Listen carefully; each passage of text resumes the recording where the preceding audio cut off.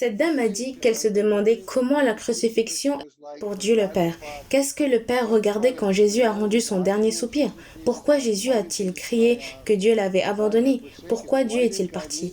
J'ai l'impression que Jésus savait probablement que cela allait arriver. Dans cela, il parut surpris que le Père l'ait abandonné. Pouvez-vous nous dire à quoi cela ressemblait? Je vais essayer de faire aussi bref que possible, mais vous savez que je suis une détailleuse. Ouais, allez-y, allez-y. Je suis une personne qui donne beaucoup de détails aux gens. Donc Dieu me montre en détail, il savait absolument tout. C'est le Père, il savait tout ce qui allait arriver au Christ quand il l'a envoyé. Il le savait avant de l'envoyer. Il l'a été du début à la fin, ce qui veut dire chacune des parties du temps qui existera, le Père a été à cela. Il l'a déjà vu. Il sait ce qui va se passer, il a fait ce choix, mais il sait que certaines choses doivent arriver pour que notre vie soit possible. Donc en fait, avant la parole était le nom du Christ. C'est ce que les anges et l'armée ont appelé Christ, la parole même. Le Père l'appela la parole avant qu'il ne vienne mourir. Il ne s'appelait pas Christ, Jésus-Christ, il s'appelait la parole, le Père. Et il allait quelque part où il n'y avait rien que le Père, disant ce qu'il voulait. Et la parole qui est devenue Christ sortait le faire, et c'est donc la relation qu'ils avaient. Il intervenait et sortait de lui tout le temps. Quand ils ont créé, ils l'ont fait ensemble.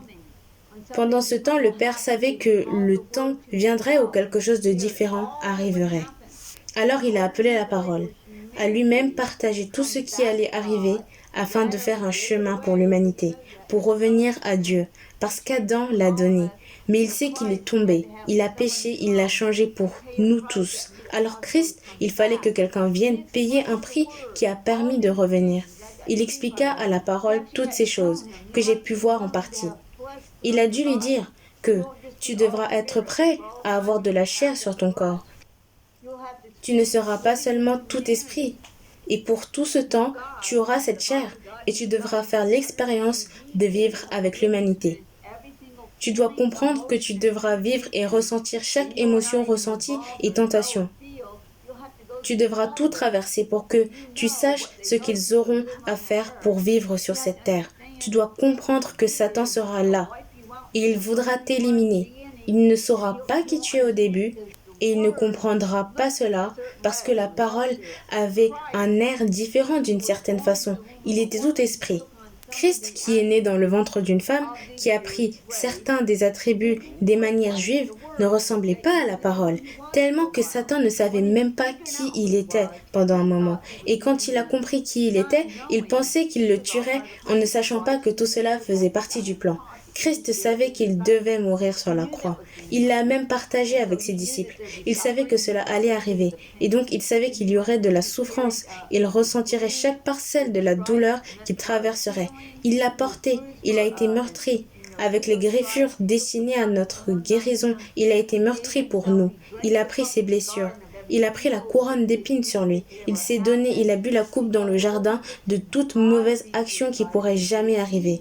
Parce que ce n'était pas seulement son corps qui a été crucifié, c'était le mal qu'il buvait dans une innocence pure, et son corps innocent a dû être cloué à la croix. C'est pourquoi le Christ est le seul qui peut pardonner les péchés, parce qu'il est mort en portant les péchés, ce qui ne vous donne pas le droit de pécher tout le temps. Si vous vous en voulez d'être injuste, pour être injuste, tu te repens de tes péchés, et il te purifiera de toute injustice. Vous devez donc comprendre que le Christ savait avant de quitter le ciel qu'il traverserait tout cela, mais il devait être prêt à être planté comme une graine dans le ventre de Marie étant né comme tous les autres, une personne sur la terre.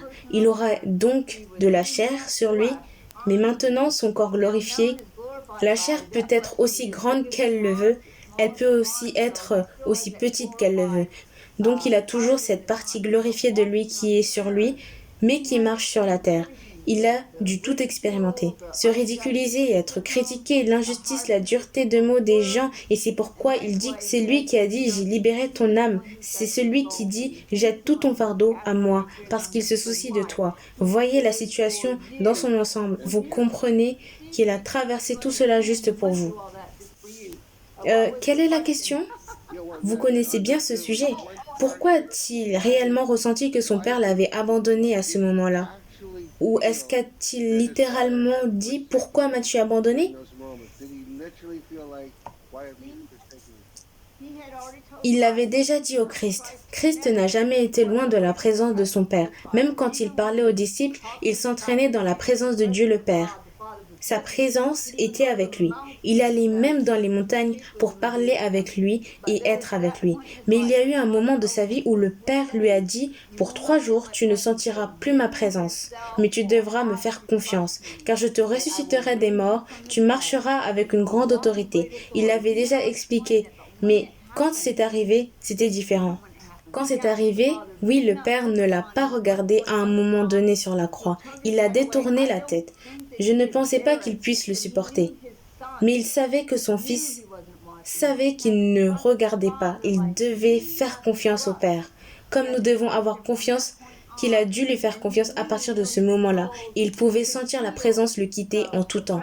Le Christ, quand il a pris sa libération de son esprit en son corps sur la croix, il n'avait toujours pas la présence du Père. Pourtant, les gens composent toutes ces choses. Il devait aller au sein d'Abraham, ou au paradis dans lequel le voleur allait être. Il devait prêcher l'évangile à ceux que Dieu a mis là-bas, parce qu'il croyait en Dieu lui-même.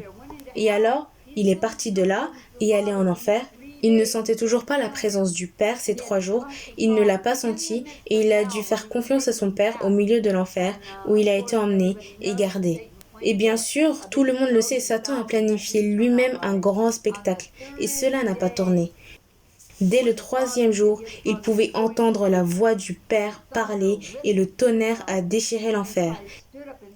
Et le Christ s'est levé et a fait fondre les visages de ces démons qui siègent sur des trônes à travers le monde.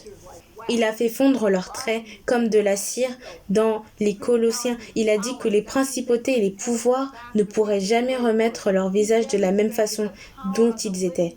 Il a démontré le pouvoir de Dieu vivant de lui-même. En enfer, a dépouillé Satan de tout ce qu'il avait sur lui. Il a pris les clés des portes de l'enfer et de la tombe. Je vous dis que c'était l'un des plus grands shows à jamais. Sauf quand le Père a donné un coup de pied à tous les démons. Vous connaissez Lucifer et tout le monde à travers les anges. C'était un spectacle. Christ a fait un spectacle et il est dit dans la Bible qu'il a fait un spectacle ouvertement au milieu de l'enfer. Pensant qu'il l'avait, il ne pouvait pas attendre qu'il sorte de là. Et puis bien sûr, il s'est levé de la mort, a repris son corps. Son corps a été instantanément glorifié à ce moment-là. Et il le savait parce qu'il a fait confiance à son Père. Son Père a fait tout ce qu'il a promis et tout le monde devrait le faire maintenant, dans les moments les plus sombres de la vie du Christ. Quand il ne pouvait rien entendre, il devait croire et faire confiance en ce que Dieu lui avait dit, pour que son Père ne le regarde pas. Pas en ne sachant pas, mais parce qu'il ne pouvait pas le supporter. Autant qu'il savait que son Fils devait lui faire confiance, lui, tout comme nous devons faire confiance au Père.